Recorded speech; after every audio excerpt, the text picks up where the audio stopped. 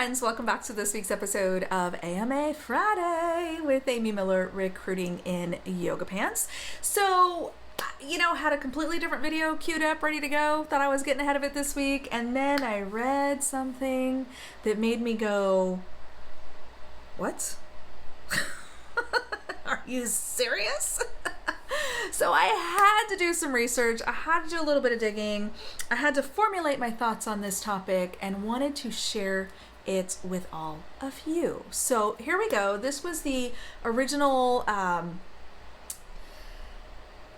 little tidbit that made me kind of do a double take. So, dear friend on the internet, someone who's a regular poster, always good for a thought-provoking comment, shared a bullet point from a job description that said, we encourage you to apply even if you don't have every listed requirement. We encourage you to apply even if you don't have every listed requirement. And I said, wow, that's not an OFCCP compliant company.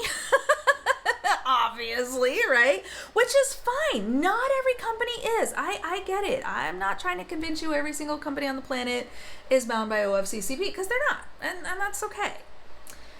But it got me really curious, and I have many thoughts on this. But before I dig into that, I just want you to know that I did do a little research, and I actually Googled this term or this phrase because I wanted to see how many companies are saying this. And there's one that I personally found. There might be more. I found one. And I said, okay, maybe this is just something somebody thought might be cool. Talk about that in a moment.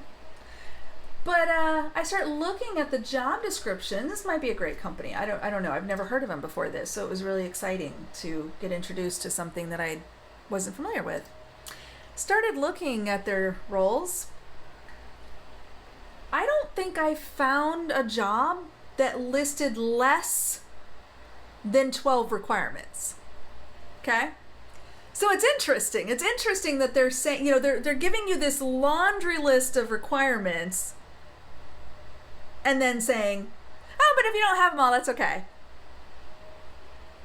I don't know that any one person would have them all. There's that many, first of all. And that's fine. Y'all can have whatever wish list you want. I'm not judging. I'm not mad at you. Bless your heart. If you think that's a good idea, bravo, baby. Do it. Do it. You need that qualifier because what you're asking for is a little excessive. So anyway, so I was kind of, poking around a little bit and looking at some of the different roles. There's a handful of different roles. A lot of them are remote, so that's really great too. Let's see. Oh, yeah, that's 1, 2, 3, 4, 5, 6, 7, 8, 9. Okay, that one has 10. No, sorry. That was the list of duties. That was the wrong list. 1, 2, 3, 4, 5, 6, 7, 8, 9. Yeah, 10. Okay, so still 10.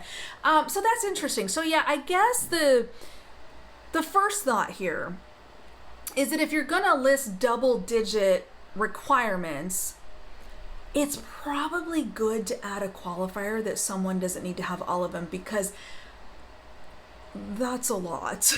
Okay? Just saying. Also some of them are okay. Here was one of the requirements, which is probably most of us could probably fit this. Excitement to learn new technologies and tools. Cool. I'm excited to learn stuff and things. I meet those requirements, so that's fine. So, y'all, here's the thing. If I'm looking at this list here, I see 1, 2 out of 10 that would actually be a viable, measurable basic qualification. If I were to plug this into an OFCCP compliant company, I would have to reduce this list of requirements to 2. And those 2 were fine. they're reasonable based on the little bit I know about the job by reading this job description, so that's fine. But then there's like this other 8 stuff that is like, proven success working 100% remote. Okay. Passion for working at a rapid pace. Okay. I don't know how we would define that, but all right, cool. I guess I can do that. So here's my point. Okay. I'm not picking on anybody here. I'm not naming names. It's fine. But what we have here is a company who's listed a bunch of roles all over the country, remote, all over. I mean, lots of roles. I had to scroll to see the whole list. Lots and lots of positions. All the positions have double-digit requirements, and all the positions have that qualifier that you're encouraged to apply even if you don't meet this laundry list of requirements. Well, y'all, here's the reality, okay? You will have to meet the measurable requirements or they're not going to call you. Right? I mean, now again, unless they can't find someone who has 1 year working on a help desk team utilizing a ticket system,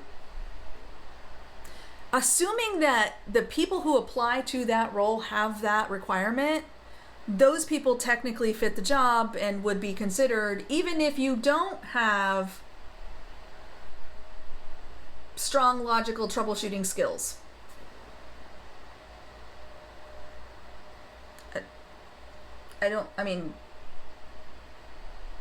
What does that mean? Like, do I know how to restart my computer? I don't know what that means, but I'm going to say that I have that, so I should definitely apply.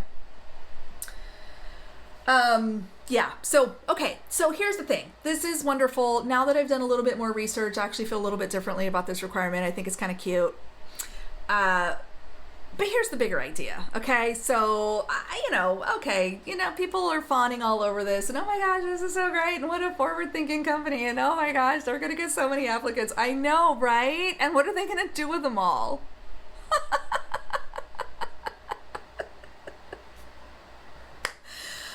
Here's my advice to you, my beloved job-seeking community. When you see a posting like these that literally has 10 or more requirements, I'm going to ask you to do 2 things. Focus on the measurable requirements. Make sure that you do indeed have those. If they're looking for someone who can write code in C#, by golly, you probably should know how to write code in C# or you're probably not going to get serious consideration. And then the second thing that I want you to do, if you're really serious about a company like this that has all this going on, they might be great. I don't know. I don't know enough to make a judgment call here, but I'm going to highly, highly, highly recommend networking. I always think networking is a good idea. I've said that 1,000 times, right? But I think in a case like this where we're throwing up a bunch of really like words, able to adhere to a work schedule including prompt and regular attendance, that's a requirement. That okay, sure, most days.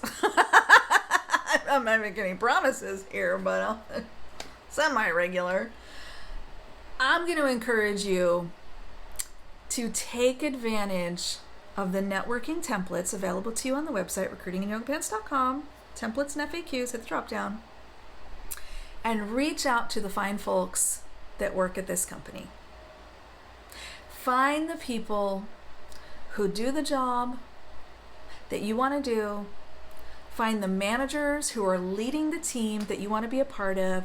And maybe even find the recruiters that are recruiting for the roles that you're interested in. Because this list of requirements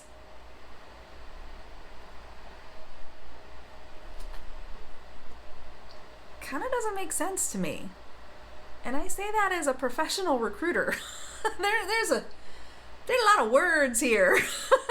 And I'm just not totally sure that I would want to be on the other side of this applicant bucket and trying to narrow down the ones that really are going to be successful here. That looks like a big job. So kudos to you, recruiter, on the other side of these many job descriptions with these many requirements. Wish you the very best. I hope you find the people that you're looking for. For my job seeking community, once again, you've got options. You can apply to roles that you clearly meet the requirements for, which is always going to be my advice, particularly with OFCCP compliant companies. Again, if you feel like you want to take that chance, you want to shoot your shot, I cannot recommend the networking enough, okay? You're going to have to skate around this word salad somehow. Okay? You can either prove that your written and verbal communication skills emphasize a customer-focused approach,